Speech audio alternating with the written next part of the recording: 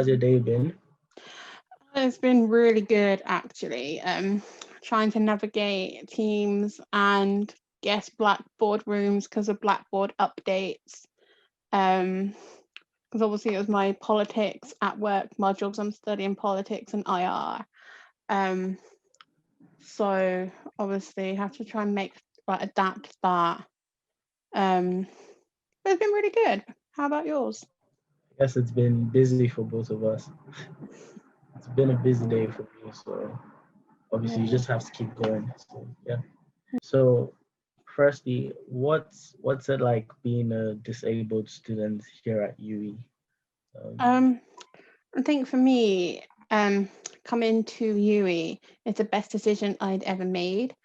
I said to a couple of my tutors and people on my course that I actually went to a Russell Group university before this, and it took a lot longer to put all of my support in place, like my disability support, my mental health support. So yeah, I think UE has furthered me not just as a person, but it's helped me see beyond my disabilities. Because just by looking at me, you wouldn't think there's things wrong with me, but to tell you the truth, there's quite a bit wrong with me. Um, so I just have to try and adapt. And also with the online learning that we're doing right now, all my course is online bar one session a month. It's actually handy because I commute to Bristol from where I live. So I don't actually have to navigate the trains, the buses. People have said, why don't I live in Bristol? Obviously, it's easier for me to be closer to home. And obviously, my lecturers have been really supportive of me living at home, while I'm having treatment closer to home rather than moving to Bristol and starting all over again. So I've got quite a good support network in my program leader, Sarah, my tutor, Sarita, Steve. Yeah, I can't really fault the program team on politics and IR. I think I landed lucky with them. So that's great. And the disability team as well, they all liaise with my program and team as well. So I'm just really thankful for like all the support that I'm getting through UE at the moment. that's very positive to hear because obviously I myself being I was once a UE student before I then decided to be in this role to really represent and really push the voices out. I kind of had like similar experience in the sense that for me it wasn't it was a journey for me, also one of finding myself. That's why it made me realize that the university life as a whole is much more than just coming to get your education. It's much more like preparing you for like everything that comes after that. So for me, it was like trying to obviously find myself. It made me challenge myself and really be like, you need to be out there, engage, and then you realize the resources and the support that's actually out there if you just speak up. So it's really positive. I mean, So I totally agree with that. Like the software, I've got my new iPad through DSA. So all the software has been pre-downloaded on it, and also I've got a laptop as well through DSA. So it's handy at the minute. then the next one would be like, so how can non-disabled students support their disabled peers? I think with me, I'm not sure about you, but um I either tend to go forward too far forward in my studies, which is actually what's happening with my Beyond Human Rights module right now, or I'm too far behind, like I am with my Global Political Economy module. So, and obviously, there's like obviously different reasons for that. Like obviously, I don't want to go too far forward, but I want to go forward just in case like anything happens, like I'm admitted to hospital or anything. But being behind, like, all like people can just help me catch up. So it's there's loads of ways. And obviously physically, back in March, I went on a trip to Cardiff, to what was the Senedd, now the Welsh Assembly. And my lecturer, Jane, that came with me, obviously I had different arrangements to everyone else because obviously I can't get on the steps on a coach. So she said, "Oh, why don't you just get the train up to Cardiff?" Which for me took about 2 hours. I mean, it was easier on me. It was much easier on me than it would be going to UE, getting on the bus, coming back, then getting the train back home. So she said, "Oh, why don't you just extend your journey up to Cardiff?" So that's exactly what I did. And obviously on the trip, getting around the Senedd, everyone like on my course was super helpful, because I think it's also open to another course, and I know one of our ex vice presidents, Evan Botwood, was on the course as well, was on the trip as well. And I say he was brilliant because he knew that I couldn't move at the same speed as everyone else, so he always like stepped behind with me. So I'm very thankful for that. And obviously just being in lessons, like when we're doing group work and stuff, 'cause I know there's 2 modules that we have to do group work for, which is politics at work and gender and global politics. Like everyone is super helpful. Like let's say, help me understand things. Sometimes it's me telling them things, but most of the time it's them helping me understand, because I might not understand and register things like everyone else. So I really cannot fault my able-bodied peers on my course, so that they are an excellent bunch. That's good. For me, I was just like thinking of a scenario. So I would say first like that I was diagnosed with mild dyslexia, and it was up until that point then I now really knew about specific learning difficulties, which are also seen as disabilities. But for me, on finding that out, it was much more like me knowing my learning weaknesses and my learning strengths and capitalizing on that. And maybe if I do want to work extra hard on building on the weaknesses, I could do that and see progress. But for me, it was good finding that about myself. And um, I feel like how peers can help in that kind of situation now is because obviously some people maybe learn better when they're listening to others or like reading or just watching videos. So if I feel like sometimes we should be open enough to speak up about these things so your peers can also know and probably know how best you take in information and work with you on that. So I feel in a scenario like that, that would be, I guess, one way that you can say we Yeah, could. yeah. I say my course is a really great bunch, and I'm landed lucky. I was going to say, I think Sarita's probably got to be one of the best lecturers that I've got on my optional modules, because she all at the beginning of every lesson, like even when I had her for international relations last year, she was like, "Oh, how is everybody? How is everybody doing?" Like she's one of these lecturers that even though she's not our year tutor anymore, and she might not be our academic personal tutor, she really takes the time to understand the difficulties that her students go through. Because I was speaking to her on Tuesday, which would have been a couple of days ago now from recording this. And I said to her, "Look, I'm going too far forward." And then I said to her, obviously, I have diagnosed anxiety. And she was like, "Well, there you go then. You don't need to go so far forward. Just take each lesson as it comes." But that is one module that I really do want to score highly on, because obviously that's what's going to form the basis of my dissertation next year in year 3. So yeah, anxiety comes at the worst of times. But you just have to learn to deal with it. I guess this conversation leads nicely into the next one, which is saying, what do you think non-disabled students should know about their peers? And Yeah, that, yeah. yeah.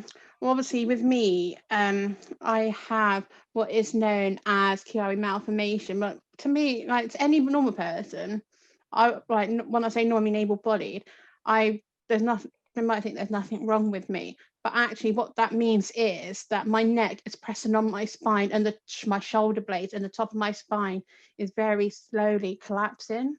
So that's why I don't have great balance and stuff like that. I also have neuralgia in my face, which means I get inflamed blood vessels in my face.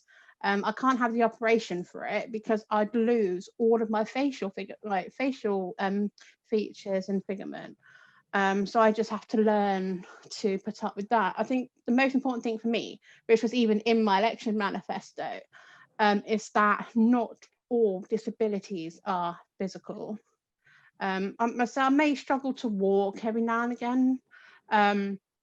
But obviously, mostly with me, it's the invisible disabilities that I do want to raise awareness of.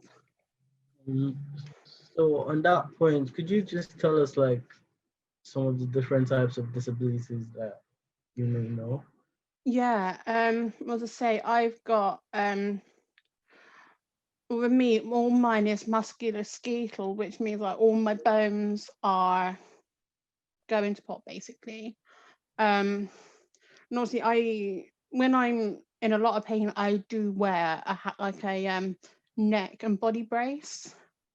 Um, Let's say there's people that I know of at that might have sight issues and they use canes, or someone who left my course recently, she had a therapy animal like to help with her mental illnesses, or they might have a guide dog. So let's say it's not just physical for me, to be quite honest. I'll say Yuri does really well in supporting its disabled students, regardless of what their issues might be. So I can't praise the disability service highly enough. Um, supporting me, and I know they support other people on my course as well. Um, so let's say for me, let's say it's all mainly invisible for me, but obviously it's just trying to tell people what is actually wrong with me. So in case they see me in a brace, or eventually with a walking stick possibly. Um, I'm just glad that UWE does pride itself in helping its students. I think what we're trying to do is raise more awareness of this kind of things so that people are in the know, and then at least maybe you know one or two things about different disabilities, you know how to support individuals you come in contact with that may have one of so Well, the one thing that I think I'd want yeah. people to know, as I've said, that not all disabilities are physical and like you can see them. As I say, I have balance issues, I have memory issues. Most of my disabilities are musculoskeletal, so obviously to look at me, people wouldn't think um, there's anything wrong with me. And I think that's what I want people to realise, that I may look and talk fine, but sometimes when with my neuralgia, sometimes I cannot even speak, which some people may find hard to believe because I could talk for England. I mean, I just want people to realise, as I want to say, that was the top thing that was in my manifesto, and I got elected back in March. That not all disabilities are like physical, and like to help people when they might see them struggling, even if they don't like necessarily see anything wrong with them. Like last year, something happened to me in one of my lectures. I think it was on a Thursday or Friday morning. And because I'm on such high-powered medication, I had a fit in one of my lessons. One of my friends, because I didn't know that I had epilepsy at the time. One of my friends, Keris, she actually had to wake me up because I must have been out for about 10 minutes. But then it was then that I knew that I also had epilepsy. So obviously that added on to everything else just makes a mountain of issues. But obviously I say that's why I'm glad I came to UWE, and I'm glad that all my lecturers are super supportive. They know what to do if anything happens. So I think I've landed lucky coming to UWE. Yes, on that note, I was gonna ask one final question because recently I think we were in conversation with someone and they did speak about changing the narrative That's of right. how people call like class it as disability because there's that stigma of negativity to it already. So what do we think about changing the narrative to differently abled people or Yeah. individuals? What Um, are your thoughts on that? yeah, I think it was our sustainability officer, Vanique, that came up with that idea. Um, and I think she is correct. We have to change the narrative because obviously it negatively impacts on me, but obviously I've excelled. I've gone beyond what I thought I could do since I came to UWE. So I think changing the narrative to differently able, she is absolutely spot on with saying that, and we have to like make the university aware, make people like general public aware that obviously if your disabilities are invisible, you're differently able, and also even if your like disabilities are physical, that you are still differently able. And so I think that is like the correct narrative to you, because we don't want to have a society where like people think disabled people can't do anything and they can't live up to their expectations. Even I said to one of my tutors, I need to come out of my degree with a 2-1 or higher. And obviously I said to her, look, these are what the issues I've got. And she said, oh, you are more than capable of doing that. And that did really put my mind around. It was my program leader, Sarah, that said that. And since he said that, obviously that's why I've worked hard. I know, because I'm studying for a degree that I know a lot about already, and I know I can excel in. So, and obviously that added with the disability support. And obviously that just proves that I am differently able, and that that narrative is the correct narrative to use. Obviously, UWE is such a positive place, and we don't want to put a downer on the disabled students, make them think they're not worthy when in fact they are. But they are just as capable as anybody else of coming out of their degrees with what they want, going on to a master's or going into work. For me, it would be going on to a master's degree. So that we have to get up a campaign to say that that is the narrative to use for a more positive society that we want in and around UWE. Yeah, and I really do agree. And I think the moment she said it, it really resonated with me because, like, it's all about seeing the positives from it. Because when we know the positives, like, we can move forward. So for me, when I was diagnosed with the mild dyslexia, I saw my strengths and I was like, okay, yes, I do have some weaknesses, but I can do different things to enable myself in it. So it's I'm totally up for one of changing the narrative. Let's take away that stigma of, like you said, they are not able to do as much as other individuals. They're just able differently, and they would achieve probably even more than beyond of what they thought they could achieve.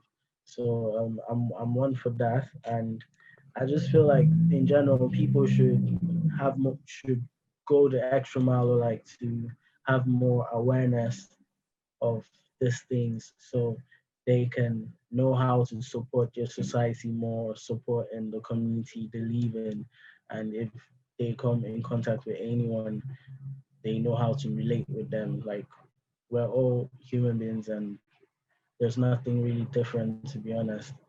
So No, that, and I say you are right there. And obviously when I told my lecturer Sarita on Tuesday that I have got diagnosed anxiety, she said, "Well, there you go. That explains a lot." And obviously when I first joined UWE, I met my APT Steve. Obviously he's been absolutely brilliant right from the start. Obviously we like things that my lecturers have said, and obviously my program leader Sarah saying that I'm more than capable proves that we do need to change the narrative around things like this, and it will take some time for society to accept it, but if it's a fight that we have to put up, and one that we're more than capable of doing. okay, so thank you, Sadie. It's been really lovely having you on. And I don't know if you just have any last words or last thing you want to say to students out Yeah, there. yeah. Say it. Just take the year to. It shouldn't take a month of the year to raise awareness, not just of disability, but obviously we've recently had Black History Month, Black Excellence. It shouldn't take a month of the year for people to realize these things. So if you see someone struggling, just help them. And like the staff are excellent, so I cannot fault them. But say if the students do have any issues, like with disability related issues, you can come to you or to me, and we'll do our best to figure them out together. Thank you. And I'll just say that I feel we as individuals should just seek more knowledge and just be aware of these things. Just keep ourselves alive. And if you're a student and you just want to speak out or anything, just reach out to either the SU or the UE Health and Wellbeing team, and they would get back to you or something. So yeah, it's been lovely having you. So thank Okay. you. Thank you. And also, if obviously if you want to know more of what we're doing for the month, then you can check the SU website, and I think some of the events will be up there. Thank you. Thank you.